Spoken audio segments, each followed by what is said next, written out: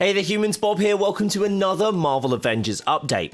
Today we're going to go through some of the news released around the new Klaw raid, Discordant Sound. Before we get going with this one though, don't forget to drop a like, it massively helps to get more eyes on the video, and it's completely free.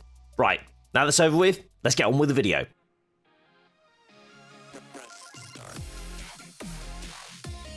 So, this video is going to go through all the info announced in the blog today. I won't be delving into every little detail, but I wanted to go over some key pieces and give my thoughts on it. Unfortunately, some of the assets that I'd love to show are under embargo, but the information is not, so let's get to it. So this is going to be a bit of a different one. Basically, I have this information. I have the information early. We have the blog post that is now available for everybody. We were very lucky to get this information early. I'm just going to run through the details, some of the details that we have on here. Unfortunately, I can't show you the document itself, but you will be able to see the blog that will be available over on the Crystal Dynamics, well, on the Avengers website, which has been published by Crystal Dynamics. I'm going to go through some of the stuff that's on here and just talk about some of the key things that I really like, some of the things that I'm like, okay, maybe I don't know about this one, let's see about this. But we're going to go through this information. Hopefully it gives you a bit of background and hopefully a better understanding of the information that is on here. A lot of this will be discussed again, I believe, in the dev stream today, which is why you'll probably... If you've watched the dev stream, you've probably heard this information, but if you want to sit here and listen to my thoughts on it as well, if you have seen the dev stream, that's cool too. Right, let's get into it. So we're starting off, the first piece here is Discordant Sound, the raid. We're talking about the raid. Players required. 4, so it's going to need 4 of you. Again, like the OLT, this is going to be one of those kind of activities that's going to be really tough, and you're going to need some teamwork. You're going to need to have the right builds. You're going to need to have people talking to each other to let each other know that, hey, look, I need help, or, you know, hey, let's work together. Let's, like, you know, proc this effect or use this move, whatever it is, you've got to start talking to each other a little bit more than you would in a regular, you know, villain sector where you just literally just DPS check your way through the whole thing.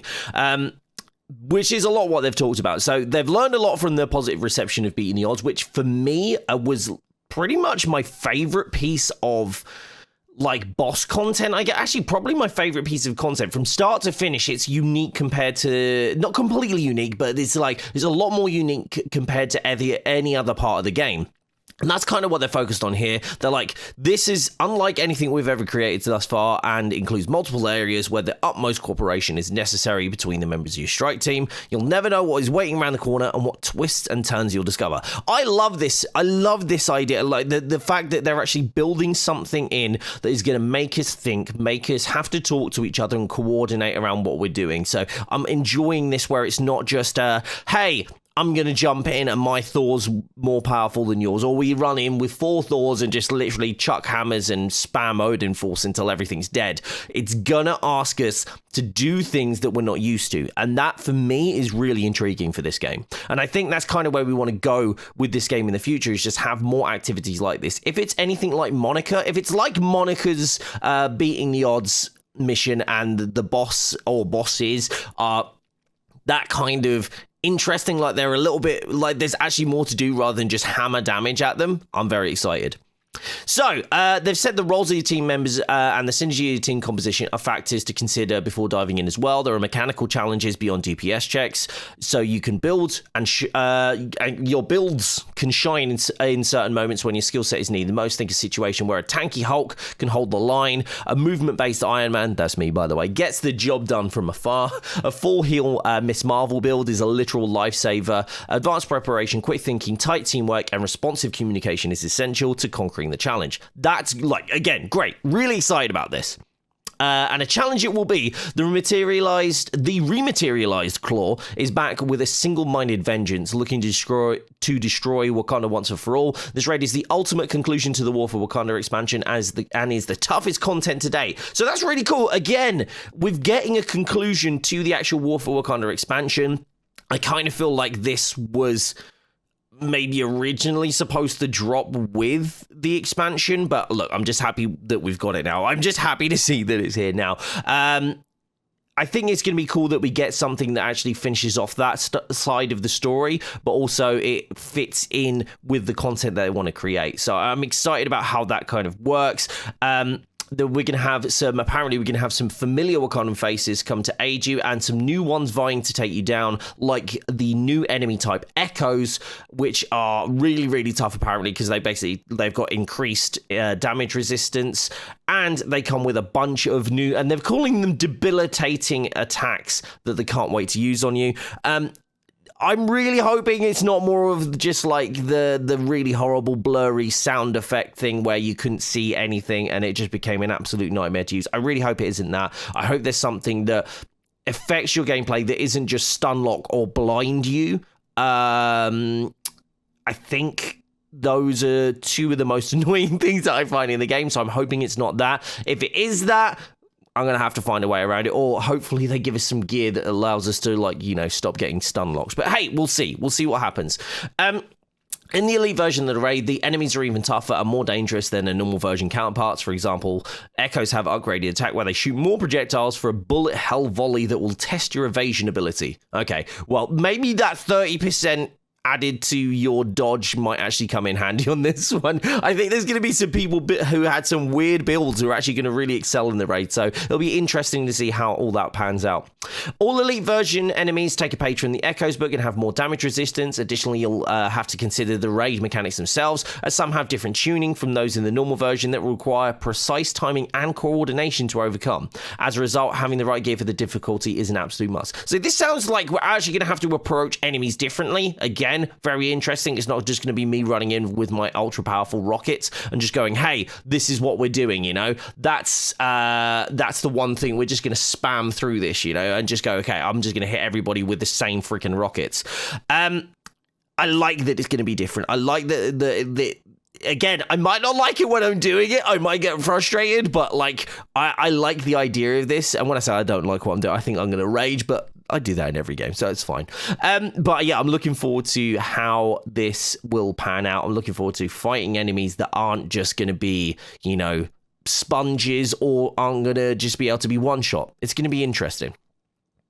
Right, let's talk gear now, though, because obviously that's a big part of this. A part of the reason that we want to jump into the raid is to get gear, right? You like get like the best gear that's in the game and level up to 175. Again, if you want to level up to 160, well, technically it's 150. The gear you level up is 150, and obviously the major artifact is the last 10 points on there. But you know, you want to level it up to, I'll say 160. It's going to be easier if I say 160, isn't it? We'll go 160. So if you want to level up to 160, then you need to be able to do the raid. You have to do the raid and the OLT, which give you the rewards, so you can level up to 160. And if you want to go up to 175, or effectively get your gear to 165, you will have to do the elite version of the raid. So it's going to be tough getting everybody up to this. I mean, for some people, they're going to be totally ready, but also others may not be ready with their builds. I know there's certain characters that I'm going to be running in, even when I've got, like, you know, almost 1,000 hours in the game.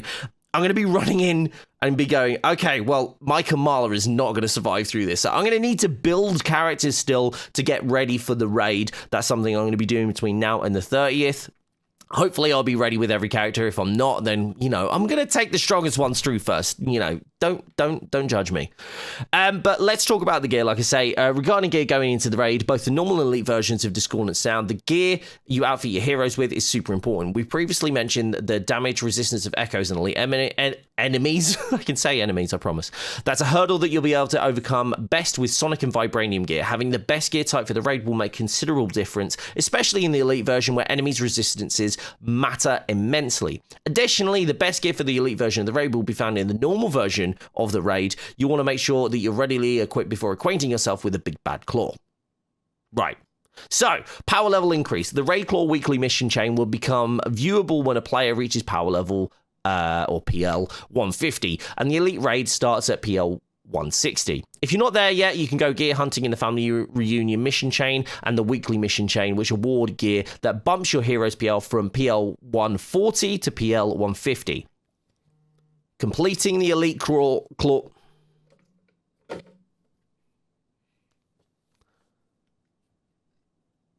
Completing the Elite Claw Raid weekly chain will take your hero from PL 150 to PL 165, including the major artifact. The new power level cap is PL 175, which we discussed earlier. The mission's rewards will not increase your PL themselves. Now, this is where it gets interesting, but it will match the highest PL you have earned for that gear's specific slot. For example, if you have PL 148 gear in your melee slot and PL 146 in your heroic slot, the mission rewards will give you PL 148 gear for melee and PL 146 for heroic. You won't get PL 148 gear for the heroic slot. This is to allow for additional chances of better rolls to give a source of higher PL gear to recycle towards upgrading gear sets you already own.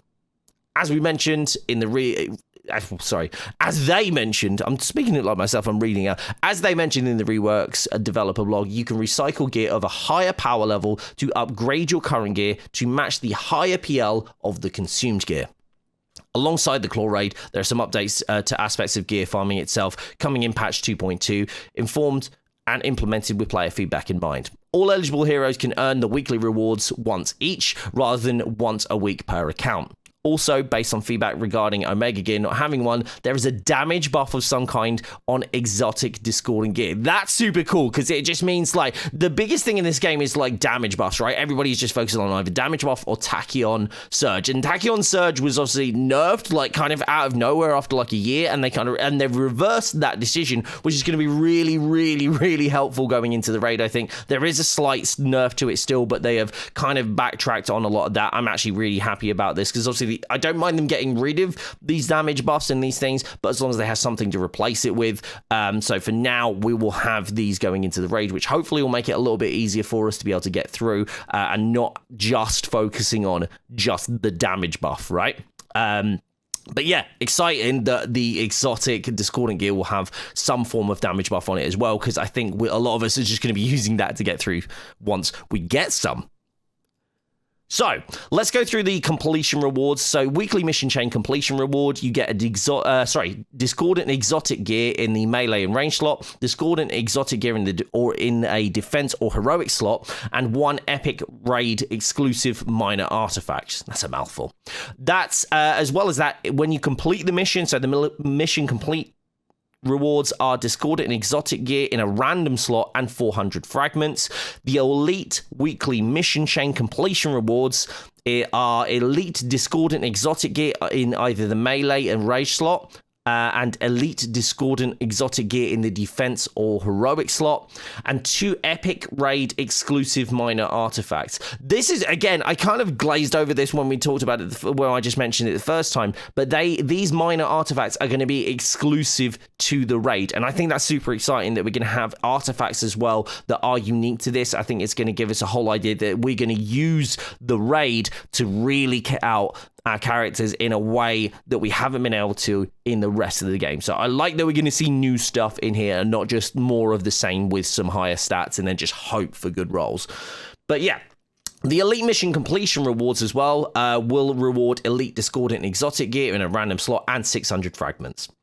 So let's go into a description of the brand new gear that you'll be getting from Discordant Sounds. So, for example, Discordant in the set description is going to be the rarity of exotic, and the preferred attributes will be might, precision, valor, and resilience. I'm not salty that it's resilience, honest. I really wish that was resolved, but hey, you know, as long as they're going to give me precision and valor, I'm pretty much fine, especially with my Iron Man build. It will also drop with preferred status effects of Sonic and Vibranium. The Discordant gear has basically 4 main themes. This goes really in depth, so if you do get lost in this, don't worry. I think there's going to be more explanation on all of this, but I kind of want to go into a little bit of detail. I'll try not to go too heavy because I think you can get really lost in this. But basically, there are 4 main things that we're going to go over. The first one being Sonic Conduit. And let me read this off. Sonic Conduit. When a hero is in proximity to an enemy with an active Sonic status effect, the Sonic Conduit buff is sent once to all nearby heroes. The triggering hero counts as sending the buff. All other heroes affected are receiving. So, The Sonic Conduit perk will always be on the heroic gear piece and forms the backbone of several other perks. Sonic Conduit operates much like its name. Once kick-started by the Sonic status effect, which increases intrinsic and heroic energy gain, it activates the Sonic Conduit buff on nearby allies. So, what's the Sonic Conduit buff? Well, it can look like a few different things. If your hero has this perk and is affected by the bonus from the Sonic status effect, then a small portion of that Sonic status effect bonus is sent to all teammates nearby. This happens regardless of whether your teammates have discordant gear. Think of it as the most basic bonus effect. This buff activation and sending to nearby allies makes you a sender of that Sonic Conduit. So the team gets a small benefit via sharing the Sonic status effect, even if they have no discordant gear. But if they do have discordant gear, then more perks activate. Since all other discordant gear can come with perks that affects requiring or receiving, players who have discordant gear can receive a buff called Sender Sonic Conduit.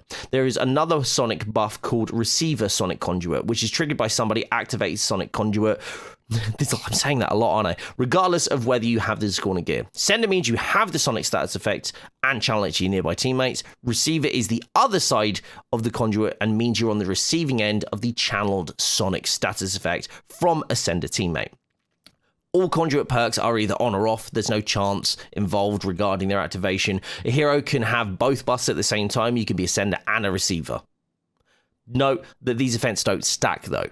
If you have two teammates nearby that are both sending, you'll only get one receiving buff. So, some of these sending and receiving perks are hero specific and give buffs to certain parts of a hero's kit. For example, my personal favorite, well, not my personal favorite, but Alex, who wrote the blog, his personal favorite is Hulk's Granting Aim, which gives increased rock damage when it's used as a melee attack if you're a sender of Sonic Conduit. To give you an idea of how much the buff is, the rock damage is increased by around 80%, which is pretty huge. It's pretty huge, right? So if you're hitting someone as Hulk and you're like using one of those rock hits and you're getting an 80% buff, that's really going to cause a lot of damage. So having Sonic stuff on on Hulk's like power attacks and stuff like that, and then sending that Sonic Conduit outwards towards your teammates is going to make you an absolute powerhouse. So definitely something to consider for Hulk mains. I know of a certain Hulk main who is very excited about this already. But yes, if grouping and close teamwork isn't really your thing, there's an option that will give you some space. Conduit Revival and Lethal Conduit are the two perks that activate Sonic Conduit without the need to activate the Sonic status effect, meaning you won't need to be near a teammate who is a sender or near enemies with a Sonic status effect on them. However, the price for this is increased independence, is that perks only ever grant the receiver buff since there's no sender. So basically, if you don't want to get up close and personal, you're going to get that perk. Yep, that's great, but you will not get all the benefits from it. So this is definitely to benefit those who are going up close and personal, those who are melee, who have melee builds. I think it's really good that we're actually getting this because melee builds are kind of on the back burner for a lot of people when it comes to meta builds. So it's giving those builds basically a more prominent role, especially in the raid, but also like in all other activities going forward, because obviously if you have these perks, that's really going to help you do more damage and do more stuff going forward, right? So very exciting. Right, going on to efficient status perks. In the past, melee and ranged gear came only with one status effect perk. This could add too much RNG into successful gear rolls due to the number of attacks these gear types have. To address this, we gave discordant gear status perks that can affect more than one attack type. Now, there's a lot here. But basically, what it does, so you know if you have like small rock like throws and like the big rock throws that Hulk has, I'm probably not using the right terminology, but like, you know, the light ranged attack and a heavy ranged attack, I guess, though you would have perks that would drop with both of those. So you'd have one to go, okay, if you use a light rock attack or a critical hit with a light rock attack, that will give you a chance to, drop a perk, which is really like hyper specific, right? And it's sometimes if you don't use those specific movesets in the way you like to play, it becomes really, really hard. But say, for example, I like to use the heavy rocks, but I don't like to use the light rocks. What is happening now is those perk types are basically going to be assigned not just to the little rock. It will be assigned to all like ranged attacks on Hulk, or for Iron Man, for his melee, it'll be on the light combo ender and the signature attack as well. So it means you don't have to keep like searching for gear that is going to be, hey, the light combo finishes like adds like status, like this status to it, like cosmic status, let's say. It'll go, hey, you do light combo finishers and signature attacks, both will apply this effect. That, for me personally, is huge and actually gives me more opportunity to play my character, especially my Iron Man, very differently. But yeah, it gives you that opportunity of just trying different things. But yeah, it's exciting that they are doing this, but note that every new perk made for this gear does not require a percentage chance to activate. We want to make any combat condition to be more within player agency and make raw damage less of a requirement for gear. So I think that's really cool. The way they're approaching this is very exciting. I'm looking forward to see how that actually affects my gameplay more than anything else, because I think it'll just give me more freedom to do more cool stuff. Yeah, very cool. So, Hero Gear Editions. There are several perks in Hero Gear that are so fun or bombastic, and there's a little note here saying, cough, operative armors, cough. That means, that many players see the loss of a single perk as too high a price to pay for any potential benefit. So, Operative's armor, for example, just in that regard, just to explain it, if you don't know, Operative's armor has stats which probably are less desirable. They're fixed stats, less desirable for any other reason, but what it gives you is the split arrow multiplier, which basically allows Hawkeye's already most powerful attack to become even more powerful, making probably one of the biggest damage dealers in the game. But the thing is, everything else on that piece of gear isn't really that desirable. It's that one perk you're doing it for. So they're looking at these and going, okay, well, we want to address the trade-off without negating the value of hero gear. So they're adding several hero gear specific perks to discordant gear, with some perks only available on the elite variant. So if you want discordant gear with split multiplier, you're going to have to complete the elite raid. But that's still really interesting. Gives you something to strive for, something really exciting to go for as well, and that's specific to the character, but also very desirable, you know? So there are a couple of new additions that are not related to Sonic Conduit for Captain America and Iron Man. Each hero will get specific hero-specific perks in this set, with some heroes getting new perks with new mechanics. Also making an appearance will be reprisals of already existing notable perks from other sets. So again, they're readdressing old stuff, making it more appealing, but also introducing new stuff. Really, really exciting. Black Panther and Thor will not get entirely new perks in this set. In the case of Thor, he is already a powerhouse of a hero, so no more effort was made. More effort was made to the other starting 6 heroes. Black Panther is new. We wanted to focus more on bringing other heroes to his standard of interesting perk options. They still have specific perks, some of which have been updated or given different names, but it's their time to shine. But their time to shine will come in the future. I'm a big fan of this. Black Panther is like super new, so I don't think they really need to address him. He has super cool things that he can do within his gear already, and I'm definitely excited to see how the discordant gear works for him. But a lot of the things around Thor, a lot of people have been saying, hey, Thor needs a nerf. And I've been saying for so long, Thor doesn't need a nerf. Thor doesn't need a nerf. What needs to happen is they need to bring up the rest of the characters to match up, or at least like close the gap between them and Thor. So I love that the team are doing that. I don't think it's been in any way with my feedback, but I think it's really interesting how they've kind of looked at it and gone, right, we're not going to nerf things because that's kind of taking something away from you. We want to actually give you more on other heroes. I love that design philosophy. I think that's really great. Also, Kate and Thor get more perks focusing on areas of combat to increase player agency and build creation. One example is a perk improving Thor's hammer melee damage or range damage during Quantum Overdrive. Now, there is more detail on this, and you may have seen this in the dev stream. I don't personally understand what this means, okay? It's in the blog. I don't understand what it means, though, but we are getting more detail in the dev stream and in the coming weeks. So apologies for not giving more detail around that myself, because I don't quite understand it. I'm hoping it's something like a synergy, right? Where Kate uses Quantum Overdrive, therefore Thor gets buffed.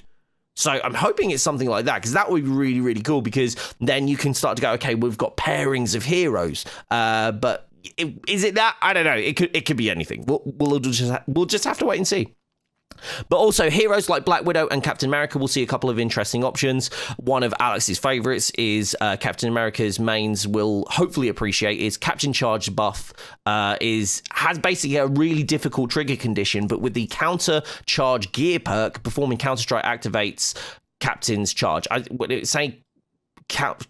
okay, I'm hoping there's a Captain America main that will know this. If you do know what this is on about, drop it in the comments below. I'm going to do a little bit of research on this, but for the terms of this video, I just want to run through this pretty quickly. But yeah, that sounds like it's a nice little buff for Captain America mains. I think anything that kind of adds more to allowing him to do, like, you know, his damage buffs, his defense buffs, and all this sort of thing. I imagine that's going to be like a defense buff and just focuses on allowing Cap to be more tanky, because I think we do really need to have a viable tanky kind of path for Captain America, basically because that's what we all thought he was and should be. I used him as a ranged build, and I love it. But yeah, I think it'll be interesting to have that role in, especially in raids and you know, higher end game activities. So hopefully that adds into that. Right, moving on to Status Leak. The most complex addition to Discordant Gear is the Status Leak system. When a player deals certain damage type against an enemy with an active status condition, a status effect is spread to nearby enemies. In this way, the effect is similar to the Sonic Conduit buff that spreads between you and your teammates, but on the enemy's side instead. So, let's look at Vibranium Double Leak as an example of Status Leak perk. I'll just read this one out. Attacking an enemy with an active Sonic status effect using Vibranium damage sends the Vibranium status effect to nearby enemies. So basically, you have an enemy that's currently affected by a Sonic status effect. When you hit that enemy with Vibranium damage, it spreads the Vibranium status effect to nearby enemies too. There's a small cooldown of 2 seconds for the leak to spread the Vibranium status effect, but this gives room for you to build more Vibranium status effects on other nearby enemies. There are 3 types of status leak perks: Vibranium, Cryo, and Shock. Each have a different attack and enemy condition combo requirement, but will spread those status effects to nearby enemies. Think of the Sonic status effect as a transmitter for another status effect like ice or electricity riding a wave of sound.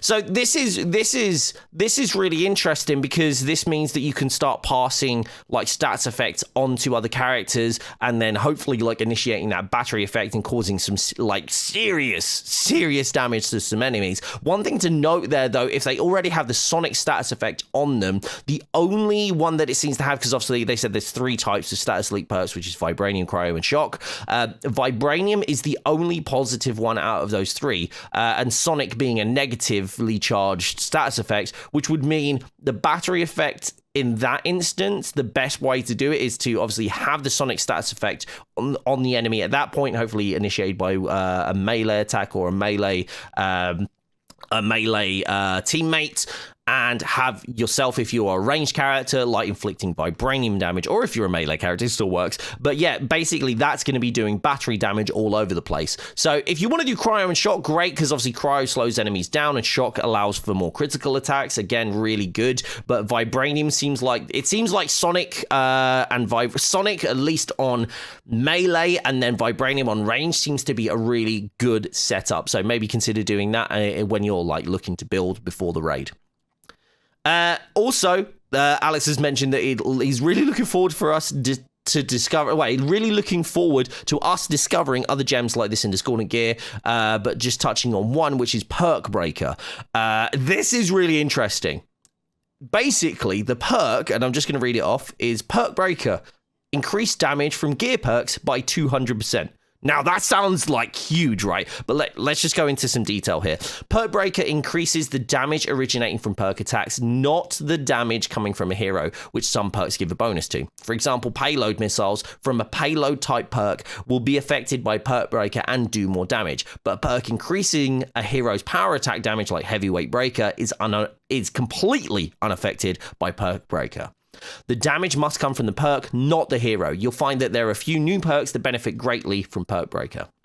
I think that one thing there, and if you haven't seen it as well, and this is definitely something if you are looking to build in the raid, like ready for the raid, if you're doing, for example, you're getting gear from Wakanda, you should definitely look at the ones where they drop like Vibranium. If you get like, I think there's a reactive Vibranium payload perk, which basically if you get hit, you drop a vibranium payload on the enemy, which I think is really cool, and I think it's going to be really interesting, especially if you pair it with Perk Breaker, that'll allow you, if you get hit, you drop vibranium on someone and then hammer them with 200% extra damage from that gear perk. That could be a really interesting kind of setup. But again, we won't know until it's out, but it's definitely something to consider if you're looking at gear and you're like, oh, well, I'm going to dismantle that because I'm never going to use it. Maybe you'll use it with this new perk. The largest theme of the discordant gear is teamwork, whether it's getting benefits from tanks staying in melee range or enemies building stats effects in certain ways to affect the greatest number of enemies. Sticking together and coordinating with your teammates really pays off with the discordant gear. So yeah, that was, and it literally just finishes off with, phew, that was a lot. And it really was. There's a lot of info going in there. You definitely want to try and get your squad ready to tackle the Klaw raid together once it drops on November the 30th. I think this has been an amazing deep dive into this. I'm really excited to see more of this from the team over at Crystal Dynamics. I'm excited to hear more about all the stuff that's coming soon, including Spidey and like all the gear stuff that's coming soon as well. If you want to keep an eye on that, don't forget to check out everything on the channel. There are more videos on the channel around, you know, all of this kind of information. So make sure you subscribe if you haven't already. Like the video if you found it informative in any way. It's super helpful for you guys to do that because it helps get more eyes on this video and get, like, you know, more people checking out this content, which is good because, like, if there's more people doing it, I'll want to do it more. So so that's great. Thank you so much for watching the video. You'll stay safe, stay awesome, and I'll see you all soon. Bye-bye.